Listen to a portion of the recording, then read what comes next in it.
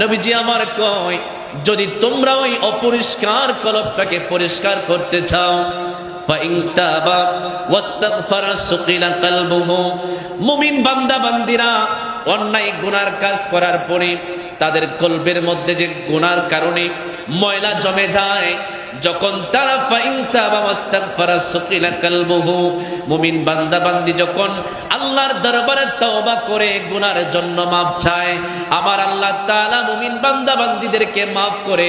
সুতরাং মাফ করার সাথে সাথে তাদের কলবটাও পরিষ্কার হয়ে যায়। বলেন সুবহানাল্লাহ। নবী আমার আরো বলেছেন, লিকুল্লি শাইইন সিকালাতুন ওয়া সিকালাতুল কুলুবি যিকরুল্লাহ।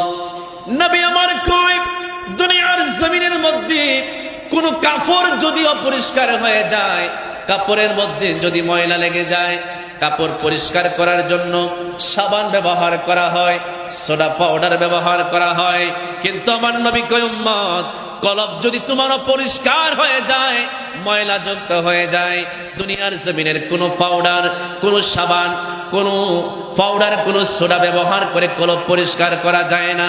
নবীজিকে যদি বলি ইয়া রাসূলুল্লাহ, তাহলে কলব আমরা কিভাবে পরিষ্কার করব? আমার নবীজি বলেছেন, লিকুল্লি শাইইন সিকালাতুন ওয়া সিকালাতুল কুলুবি যিকরুল্লাহ।